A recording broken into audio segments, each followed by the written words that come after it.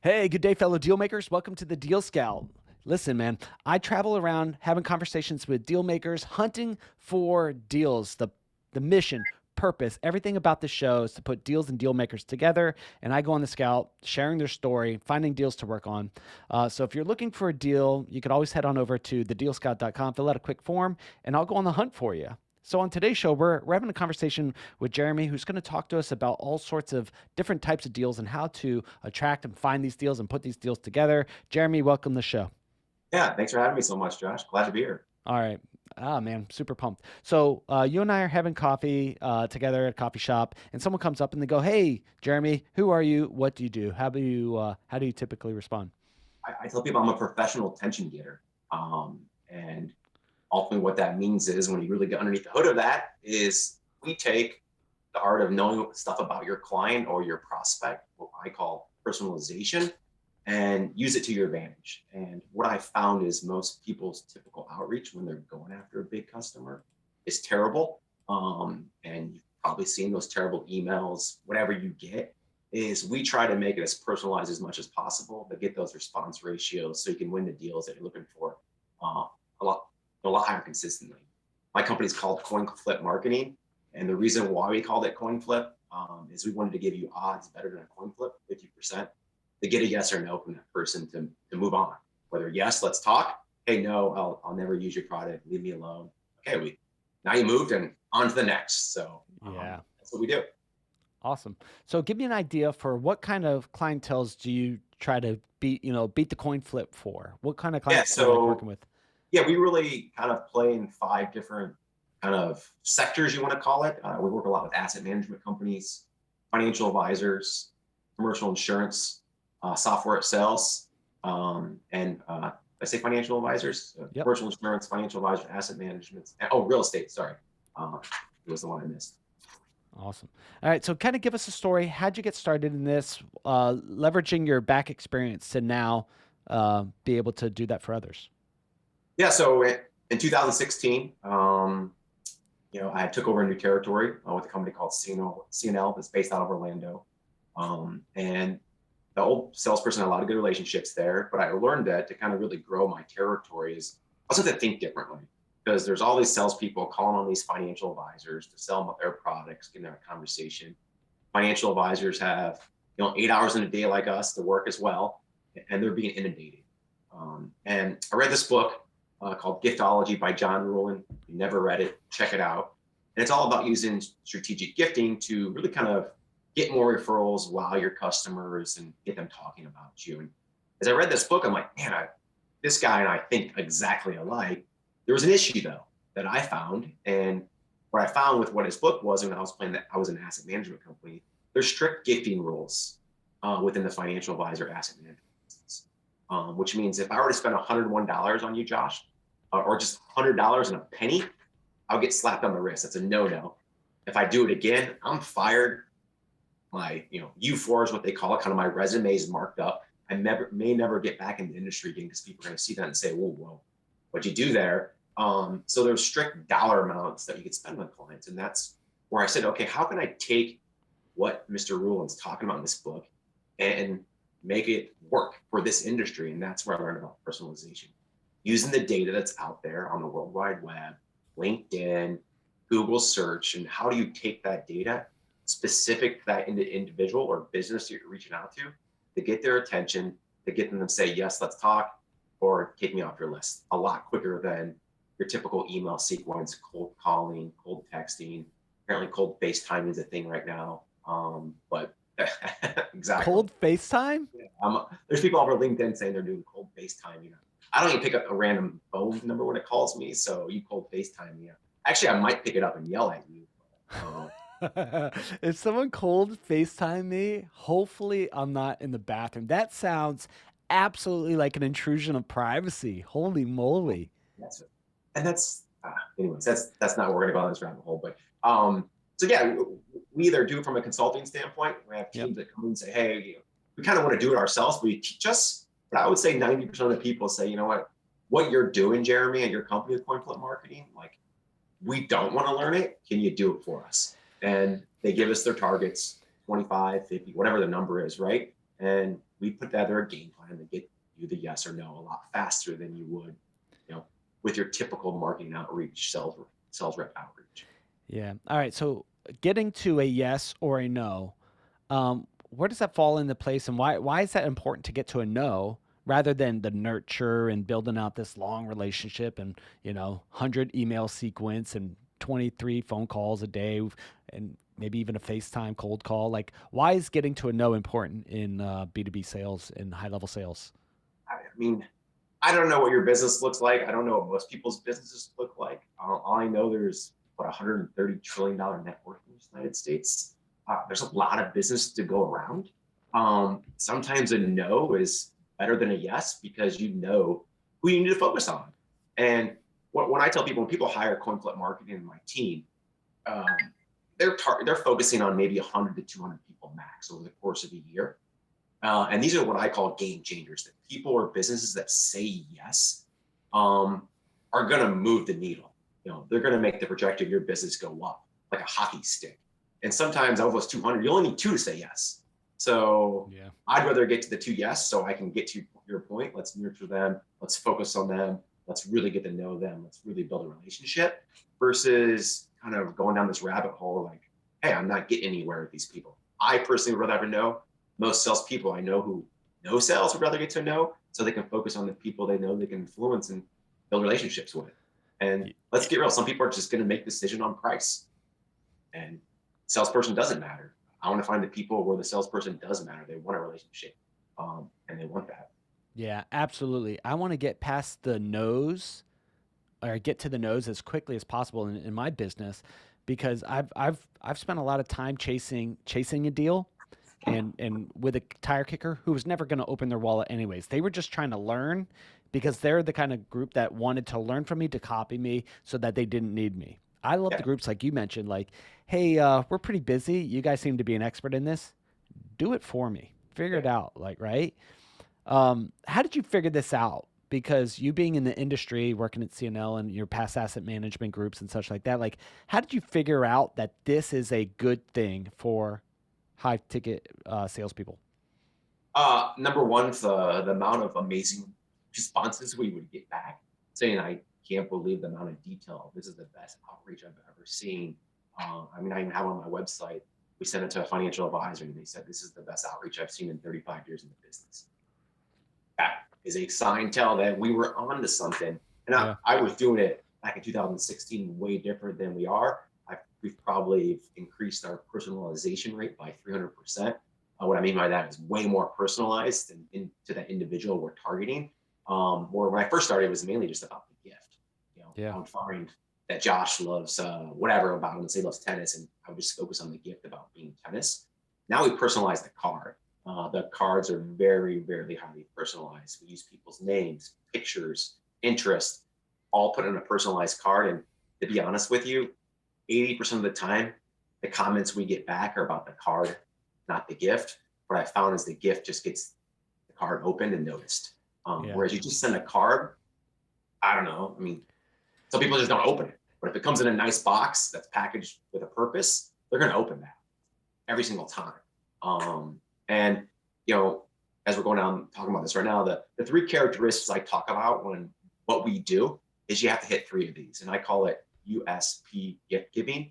I was going to use UPS, but unfortunately, there's this big brown company that delivers mail from all over the world that got mad at me. So I switched it around. And it's got to be unique. It's got to be surprised. It's got to be personalized. And I would say of those three things, Josh, that make the most difference is a surprise factor. No one knows it's coming. And when they show up, like perfect example, when's the last time you got home from work or even at your place of business, Josh, where you got an unbelievable, unexpected, personalized gift? If it's happened to you, it's probably only happened maybe 2 or 3 times in your life. Yeah. And that's what we found works when you kind of put these three characteristics together. You're going to open a lot more doors because number one, you're showing people you care as well. So Yeah. All right. So how'd you go from, you know, being in the real estate industry to then serving the real estate industry, opening up your marketing firm? What did that transition look like and why did you do it? yeah, so when I started, I actually kind of went after what I knew. So I started asset management first. I knew the asset management business would be delivering our product to financial advisors, and a certain percentage of financial advisors will be smart enough to say, hey, Mr. Sales Rep, I know you didn't do this. I've never seen this before. Who did it? I want to be introduced to them. And I got introduced to financial advisors. And kind of what we do at Coinflip Marketing, we kind of grow through social media outreach. We do some outbound on LinkedIn, but not much. It's very highly personalized when we do. But once a week, we just take 2 ideas that we would do for a client, and we target very high game changer people that they say yes, have a conversation with, that we're eventually going to get to the finish line with what we do to help them do it. So we would target a real estate leader in a local community, and we only want to work with 1 or 2 in each community. I don't want to have 50 real estate agents in Chicago. I want to have 2, because I want to make a difference to those 2. And I don't want 50 real estate agents doing what we're doing in Chicago, because what happens if Josh gets it for the 3rd time? It kind of loses that uniqueness and surprise factor. But yeah, I mean, just honestly taking a focused approach of how I was going to run my business, saying, hey, I'm going to start where I know, and kind of what I know next. And then we kind of started to branch out into those other 3 kind of sectors. And my most recent deal, I won from just posting on LinkedIn.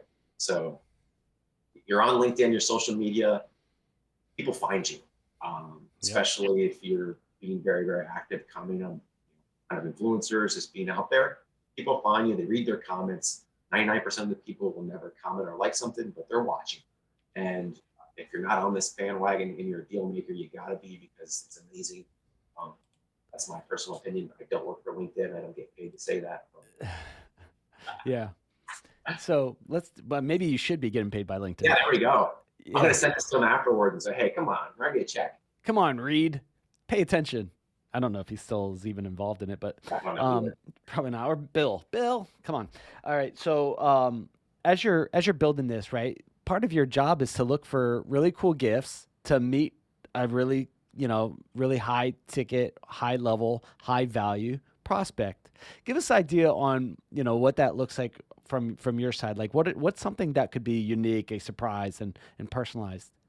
Yeah. So on the gifting side, it's all about what we find out about them. And this is actually kind of a mind shift set that I have to get with individuals, because they want it to be systemized as much as possible. They want the same thing for everybody. Well, once you do that, or they want to put a company logo on it, because they want, I'm like, no. This is, maybe you do that for your B and C clients, but for your A, or what you want to call super A clients, these game changers, you want to make it about them. But more importantly, you want it to be tangible. So what we do is, let's say, once again, we went onto your website, we found out you like golf, tennis, and baseball. We're throwing 3 things out there. We're going to personalize a card around what we know about you, using pictures and name. I'll come back in a second. But let's say it's golf. We're going to personalize a golf gift to you.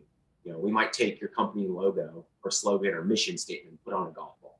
Or we might buy you a nice high-end golf scorecard holder. Or you might throw your name on a golf towel and a divot tool. And with this, what we wanted to do is twofold. Number one is obviously get your attention to say, hey, let's talk to Jeremy. But second, we want it to be tangible. And what I mean by that is, subconsciously, when we send something to Josh and he uses that item or sees that item, he thinks about it. He may not like, hey, thinking about me, like he would be thinking, but like subconsciously, oh yeah, Jeremy said that. And what really triggers it, let's say you're on the golf course with your client and you put your golf divot tool down, it's got your last name on it, and you say, hey, that's really cool, where'd you get that? What are you gonna say? Say, oh, Jeremy Blubaugh at Coinflip Marketing gave me a gift. And oh, okay. So take it, for example, for financial advisor, same thing, they send it to their best client, they're on the golf course with 3 of their buddies, and they put their name down, they comment on their divot tool. Where'd you get that? Oh, my financial advisor sent that to me. What if those 3 individuals that they're playing golf for, and they're like, who's your financial advisor? Like, mine never even calls me, and you're sending you a personalized gift.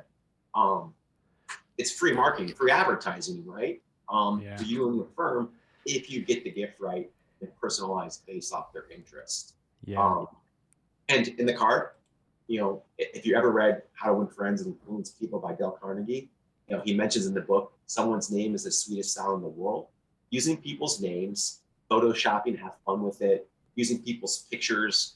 Well, perfect example, a lot of my asset managers kind of gravitate to we Photoshop people's picture on the front of the Wall Street Journal. if you're a financial advisor, you're not the number one financial advisor in the world. You're probably never going to be in the Wall Street Journal. But you know what? We just did it for you. And what we'll do is we'll take a slogan off their website and put it on there as well. So it's kind of a two approach personalization. There's the card, and then there's the gift. Yeah. So you bring a lot of psychology into marketing, right? So, I mean, what's to say? I worked at Morgan Stanley back in the day, right? And pretty much they hand you a phone book and a stack of cards or a stack of envelopes, and Josh, lick these, stuff them, write the person's name in handwriting, Yeah. right? And that's personalization. Send it out to them. Hopefully, they come to our seminar, our free dinner, whatever. Yeah. But you're really putting in some psychology. So two questions that I have on that is, talk to us about the psychology of the gift and effective marketing versus this, in our head back in the day was, well, we'll just spray and pray. I don't want to, my cost per letter, how could I get that as low as possible? Because it's a numbers game. I want to get this to 1,000 people, right? So Yeah. talk to us about psychology and then mass marketing versus kind of your approach. Yeah. So I would say in our approach and why it really kind of works. And honestly, by all means, I'm not a psychologist and never really studied it. But what I found is just really comes down to that one fact. It shows people that you care. And what I always tell my sales reps who use our approach is when you finally, if our approach does get you that meeting with Josh, Yep. like you got to show up. You got to be a stud. You got to be a stud at that point, right? You better be awesome at your job. If you just come in, hey, Josh, tell me about your business. Like you can't do that, right? You have to you set the stage. You got to set the stage even more. And I always tell people, my sales reps, when they finally get this meeting, say something like this and make it your own. Hey, thanks for taking my meeting. Obviously appreciated my outreach. Hope you can see that I can care. If you become my client, I hope you can see how much more I would care for you to become my client. Something along those words, and got to get that into their mindset as you care. And I think that's how you build trust, is show people you care. It goes back to the adage, that quote, like, people don't care how much you know until you show them how much you care. Mm-hmm. Simple as that. Show them you care. You build trust a lot faster. You build relationships a lot faster, especially in the last 2 years where it's a Zoom environment. The world's starting to open back up. You want to build trust faster, show people you care. And that's really the psychology that we're trying to get behind. Josh, if you work with me, you're going to be so much more than the bottom line revenue to me. Like, we're going to become friends, and we're going to wow the heck out of you. And you're going to love every moment. Every step along the way is going to be a fun moment when you can connect with us. So as you built this, right, I know the price per X is a conversation that people have to overcome, this mindset shift. It's just like, how much are we're going to spend $100 for, up to $101, right? Or $100.01 for client acquisition. Like, our marketing budget would be massive if we're still hitting this massive list that we bought from some person in, across the sea, whatever. How do you approach that? Yeah. So we do some consulting that would come in and say, hey, Josh, you have 1,000 people on this list. Like, to your point, like, you can't, first of all, send $100 gift to everybody. That's a lot of money. Or hire me to do it. I guess if you have a big budget, you could do that. But most likely, most companies that we're trying to work with wouldn't do that. Mm-hmm. That's where you really have to kind of get in, take an afternoon off on a Monday, 12 o'clock, buy the team lunch, take the next 4 hours off, and really kind of get down that list and identify those game changers. It might only be 100 people that you're doing our strategy for. And every business is going to be different. I kind of know what mine are when I'm targeting someone, but your business might be like, hey, I need to make $5,000 a month off each client. Well, then you kind of go through that list and say, obviously there's going to be some assumptions going on unless you have some type of way to figure that out. Like, who are the 100 people that might get us $10,000 a month, double our 5,000 that make this worthwhile to our efforts? And once you narrow that list down, that's who you go after. That's who you do this for. This is not a spray and pray approach like you mentioned earlier. It is not. This is a targeted approach for the people that can be a game changer. I'm a component of, let's say you do have 1,000 people. You peel off 100 and do it for them like this, and then 900 you do the spray and pray effect. Like, you still got to target them, because you might have missed one that should have been as 100.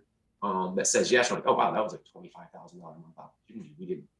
How were we supposed to know that? And you missed it. So you still got to market to these people, but you got to identify the ones that you think can be. So you come in as a consultative approach and you say, listen, with this list, let's peel off like the highest and most ideal clients that are going to produce the most volume. Let's put them in this special bucket over here, Right.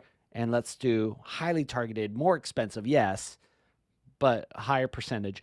And when these others that we're kind of unsure about with the lower lead score or whatever, Yeah. we'll do that to the masses. Is that how you approach your Yeah. consulting? Right. Yeah.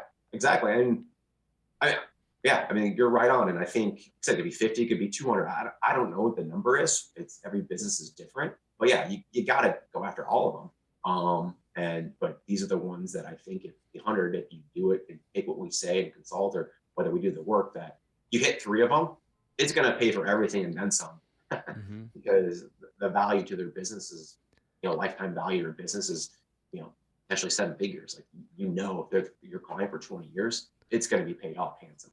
And I think most business owners or most salespeople, they're just thinking about next month. It is to a mindset shift. Like, okay, well, you get Josh on board, but let's not look about what Josh is going to make next month. Like, let's look at people like Josh. How long does Josh stay with you in your business? Oh, people like Josh stay with our business for 7 years. Okay, well, how much a month do people like Josh pay you? $5,000. Okay, well, Mr. and Mrs. Client, $5,000 a month times 12 is 60. 60 times 7 years is $420,000.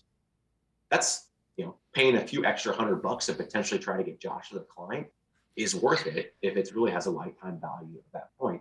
And that we're not even getting the fact that, hey, Josh might refer us. We take care of Josh and do many great things for him. Josh might give us 5 clients like him, and he's worth a $2 million client. And it's really kind of this mind shift shit you have to get in some people's head, because they just don't think like that. It's a shame, but it's true.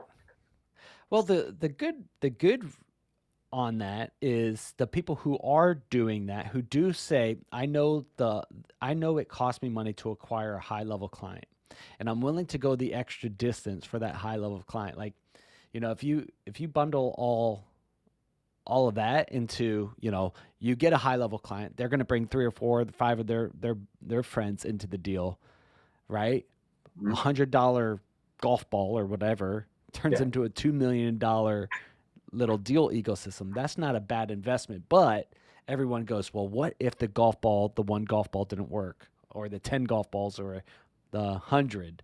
I spent 10 grand on this campaign and I got 0. I guess that's the fear, because it's higher risk, higher return. Is Yeah. that what I hear? Yeah. I mean, I'd be shocked. Well, yeah. I mean, I guess you could do 100 of them and not close any. And maybe you have to have, I think it comes down, you have to probably identify what your value at and where these are the right targets. I think that's a whole different conversation. But yeah, there is probably one of the biggest fears when I start talking to people about what we're going to do is, what happens if Josh doesn't like it? And it goes back to our conversation 20 minutes ago. You got to the know a lot quicker. And my point is, guess what? Anything that you probably were going to do to Josh, they were going to like anyways. So life goes on. Josh is just not a nice person. He doesn't like talking to salespeople. Whatever the case may be, like, he wasn't going to respond anyway. So push that aside. I know it's hard. Psychology says Josh said no, he didn't like it. But the benefits for the other 99 that we do this for should handsomely pay for the one pissed off person that we might have done. And let me tell you, I've done over 5,000 different types of personalized mailers since we've launched Coinflip Marketing. I've had 2 people that are upset. Now, there's probably some people that didn't respond that were upset. We've had 2 nasty responses come back. And both times, I finally got caught up with the salesperson after we talked about it. He's like, yeah, those 2 people told me to take me off their list a year ago. They're not interested. And I'm like, well, yeah, we sent them something. They told you to take them off their list, and you're still trying. Like, that was on you, not on me. So 0. Like I said, there's probably people who didn't respond that didn't like it. Oh well, but that's the same response you would have got if you did a cold email and a cold phone call and a cold out LinkedIn outreach. You would have got no anyways. So life goes Yeah. on. I think that a lot of times we go through this approach, like we'll acquire a list. Like back in the day when I was doing whatever kind of sales, right? We had this list, and it was a golden list, like delivered from the third heaven or whatever, right? And you're like, I know there's gold in this list and I got to scrub it. But, sometimes the list isn't good, and some people don't want to be on that list. Like they didn't opt in to be on that list, so it's just like we yank people out of a phone book. Back in the day, we had a phone book, and I would call people in the phone book. Right? I thought this was gold, and if I could sift through enough no's, I could get to a yes. Do It's like you? Gary Glenn Ross. This is crap. Um, Yeah, great movie by the way. Super weird, but I love it, man. Oh, we're gonna have a chat about books and movies in a minute. When it comes to list, like, what happens if someone comes to you and they go, "Listen, I'm a financial advisor or asset manager, and I really don't have a list. It's been basically referrals and such like that up to now, but I'm looking to expand my team and my business, but I don't have a list." How do you guys approach that? yeah, so actually, I work with a company that I found called AI Identified. They're think of a like a private detector, searching the web for everything about you, and they kind of put it in one spot for you. Those listing it costs like $3,500, $4,000 for a one-time license. Well, they'll take the information about you and give me your address, give me your net worth potential like parameters, right? So they use AI to say, okay, Josh Wilson's the CEO of XYZ Corporation. He's 45 years old. Most people have been a CEO of 45 years old for 10 plus years are worth this type of dollar amount, right? They're assuming they don't know. But think of it as a skewed kind of like curve graph, right? It's not like Hmm. a bell curve. It's more skewed. They're going to be right more than they are. Because they might say, you know what, you might fall in the $2 to $5 million range, but really you're worth 50. They can't know that. But you also, hey, you're not worth anything, right? Because you have a gambling problem. AI can't get that data out, right? But they're Yeah. just kind of putting in there. So I help financial advisors build lists. I help asset managers use these tools to build lists. I help real estate agents to use this tool to build lists. What's great about the tool from the real estate is you can identify by age, when they bought the house, how much equity they might have in the house. And that what's great with Zillow, like it'll actually link to their Zillow page, their home address, and you can say, "Oh, Josh bought this house in 1994. He's still in it. Bought for 100 grand. It's worth $1 million now. Like, wouldn't it be a potentially good idea to say, hey, you have $900,000 of equity and start that as your outreach? Because they might not know that.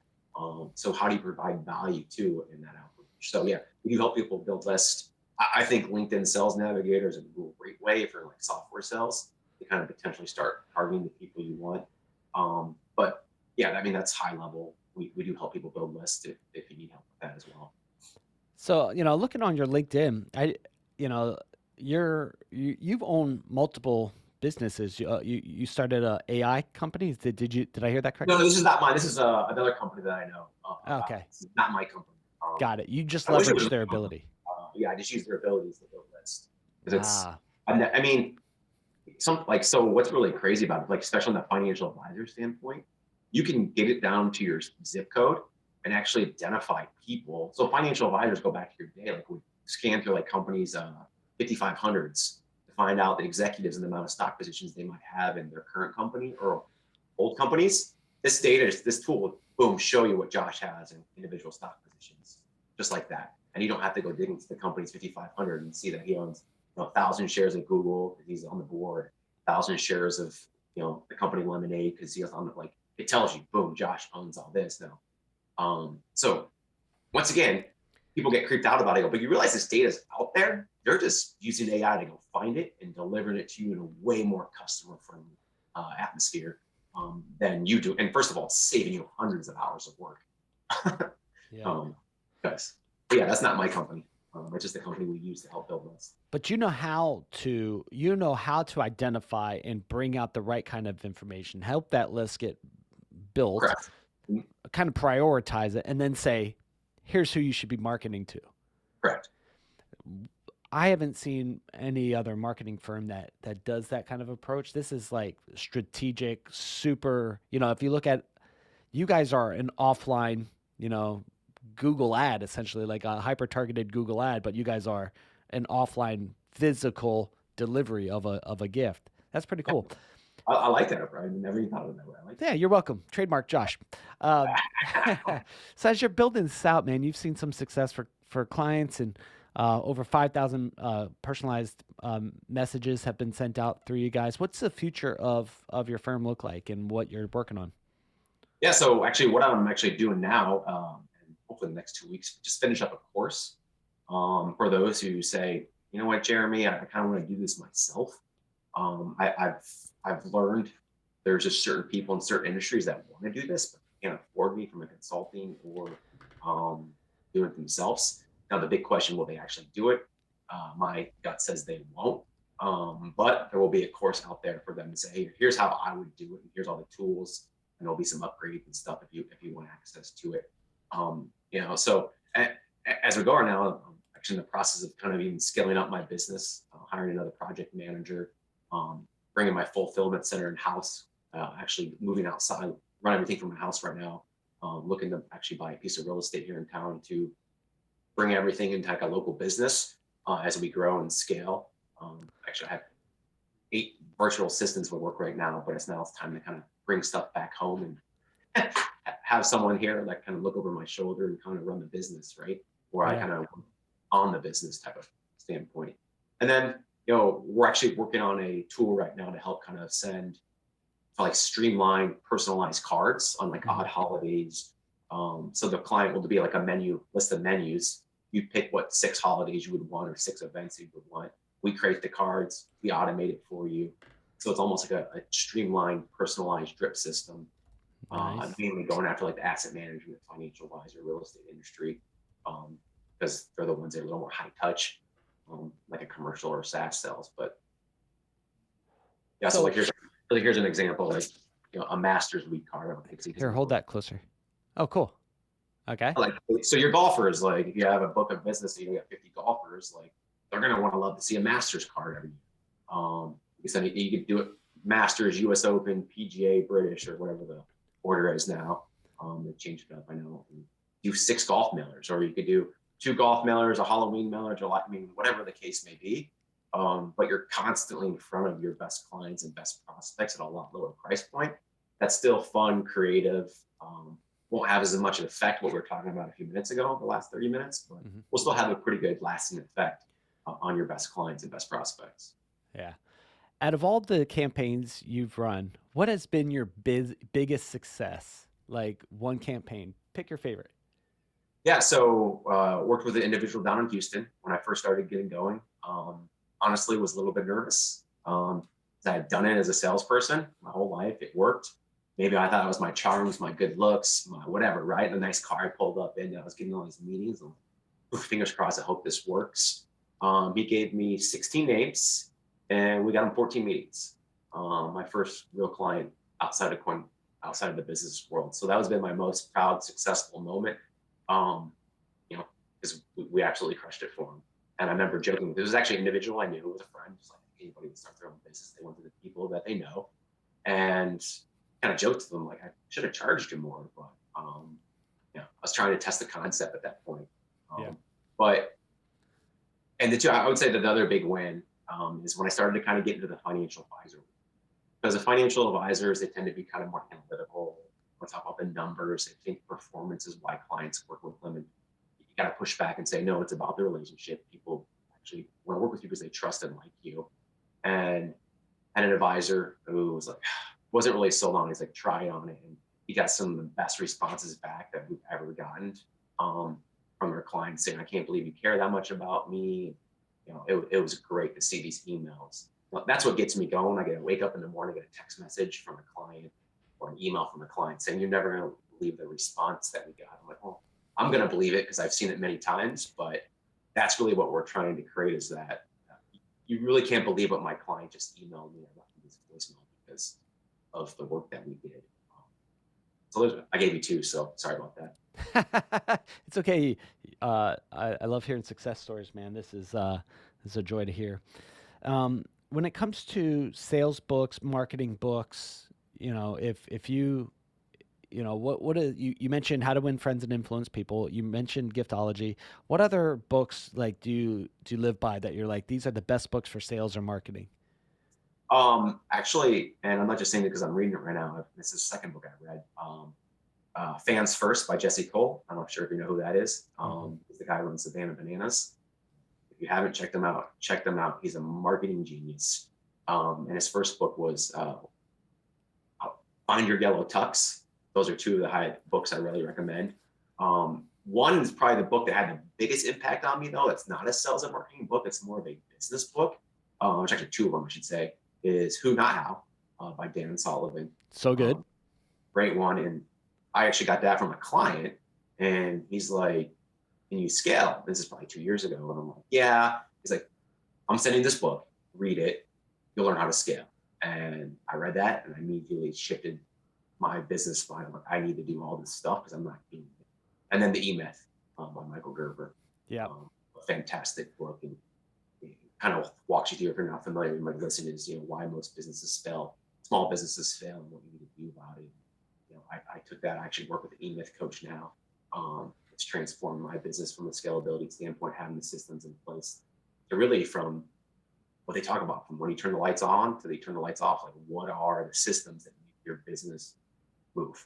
And, can you take a week off and does your business still run? That's the ultimate success as a business owner. Step away and say, my team's got it. In the E-Myth and E-Myth Revisited, Bill Gerber says that there's three essential components of a business. You usually find these, you see the visionary leader, you see the manager, and then the technician. Those are the three components that are kind of needed to really make a business move forward. Which of those are you? I'm the leader now. I was a technician when I first started.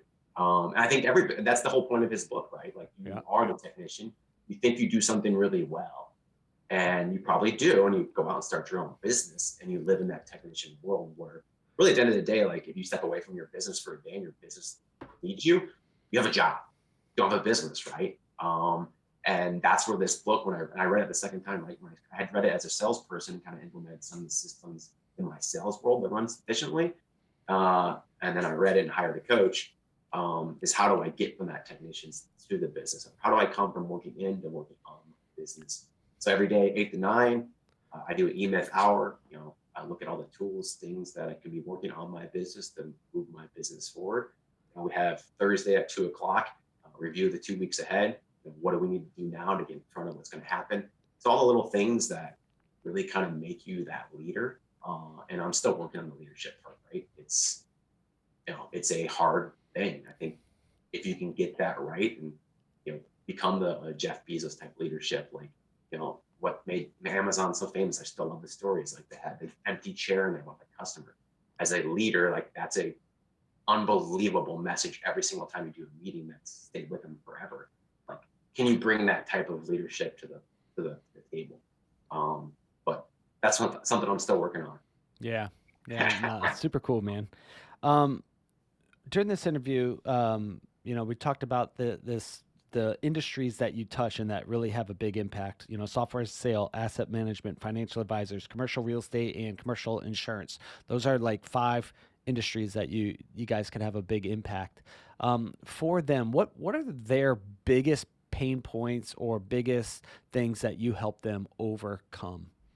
Yeah, I mean, I think it goes back to is, number one, I would say, who do we target if they don't have a list? And those are kind of more of like your startup people who have some funding. They don't really know yet who their ideal client profile is. So we come in and help them identify that. But the number 2 thing that we really kind of help with is probably in front of that one is getting to yes or no. Like, how do you move the needle faster to open those doors that you just haven't been able to open, or at least get a conversation going? That's really the pain point that we try to solve for. And what I found is that comes with that pain point is everybody wants to talk about doing what we do. No one ever implements it. And that's what we do. We come in and help you implement. We're going to either give you the systems if you want to do it yourself to get it done. Or, like I said earlier, 90% of the time, you're going to hire us because you say, we have to hire 3 more people to do that. What you're talking about, we already have the tools and people to get it go to plug into the system. So it comes down to that. Like, people, I had a conversation with the national sales manager about a year ago, and he's like, what's stopping my salespeople from doing this? I said, nothing. They are very capable of doing this. Now, as a leader, do you want to go tell your 13 salespeople that they need to take 4 hours out of a day to send 2 personalized mailers? No, I really don't want to do that. And I go, here's what's going to happen to the psychology, right? 13 of them. My company's called Coinflip Marketing. We get a response rate about 50% of the time. Week 2 goes by. 13 is now only 6 people doing it because they didn't get a response. Didn't work. Told you so. Why'd you make me do this? Week 2 goes by. Now you're down to 3 because it's, oh, I didn't get a response from those 2. Didn't work.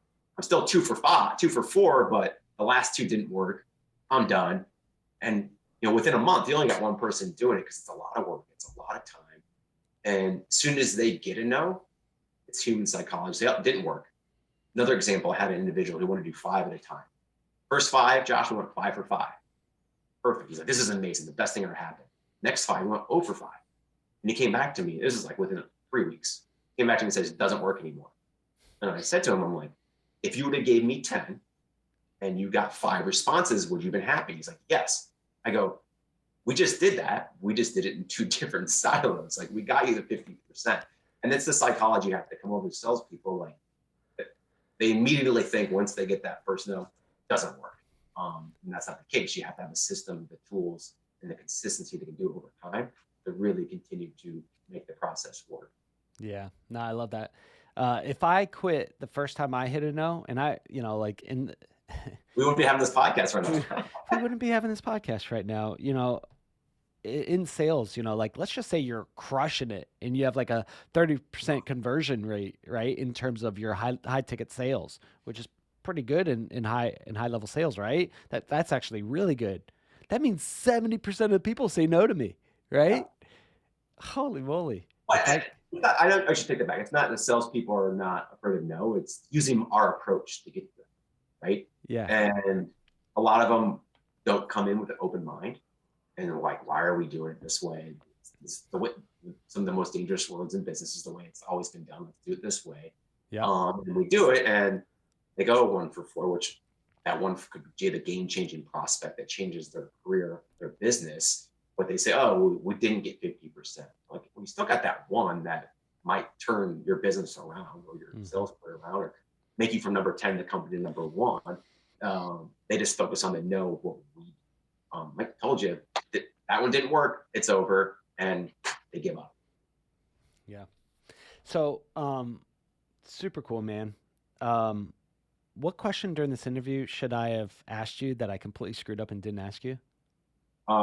You could ask me how to get a hold of me. I'm joking. That'll be the last question I ask you.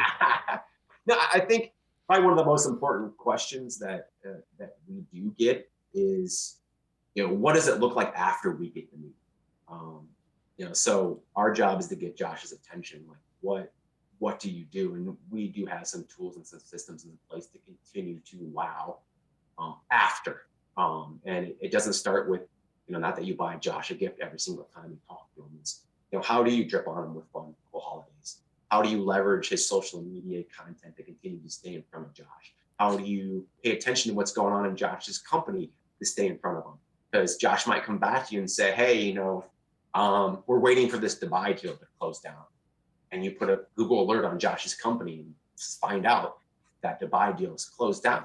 Most salespeople won't do the work to do that. Most salespeople, if they did do that work, aren't going to send Josh a personalized card saying, hey, man, congrats on the Dubai deal. Saw it closed. I know you're probably out celebrating this week. You mentioned when this deal was closed, you relook at XYZ company.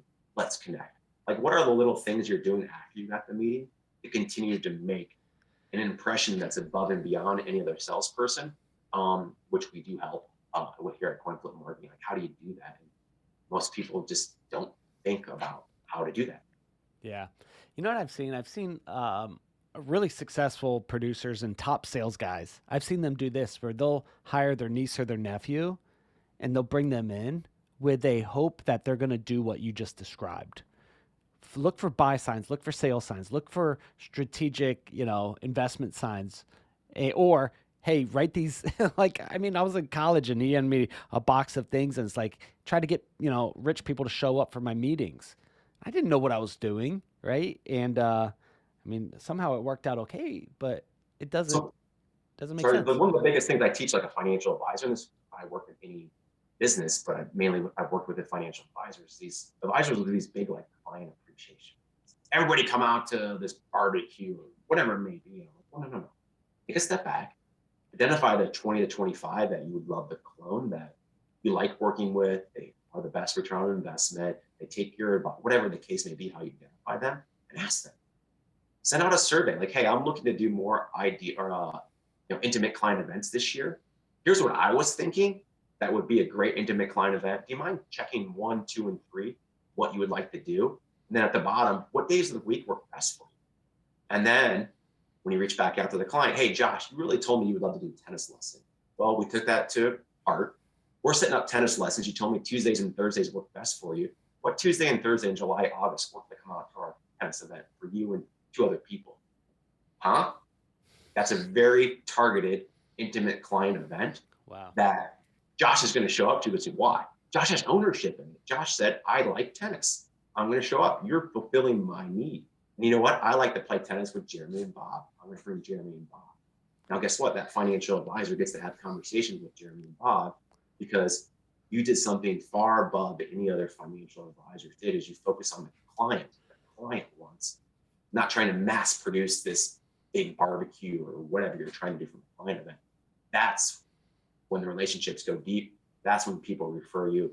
That's when people say, man, my financial advisor, my seller really cares about me. Yeah. Hey, I'm playing tennis with Andre and Venus on Thursday in July. Do you think you could come join us? He'll be Yeah. like, oh yeah, I'm in. Yeah.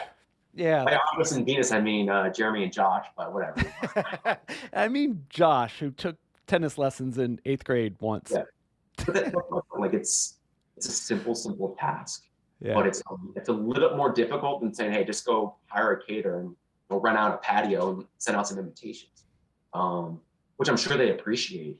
But if I were got an invite from my advisor saying, hey, Jeremy, I know I'm a big St. Louis Cardinals fan, 2 hours from DC, they're in town in July. Like, hey, I know you're big Cardinals fans. Which game works for you? I want you to bring your son, one of your 2 sons, and we're going to go to the game. That's an event I'm driving 2 hours for to go because it's about me, what I want, what I care about, not necessarily what they want. Yeah. Super cool. So for people out there who want to connect with you, especially in those industries that would love your advice and maybe some level of consultation to say, hey, would this work for me? What's a good way for them to connect with you and do a deal? Yeah, so I'm pretty active on LinkedIn. So if you type in Jeremy Blubaugh, that's Blubaugh, you'll find me. We post daily about ways to wow your best customers, or send the best gift, whatever the case may be. Coinflipmarketing.com.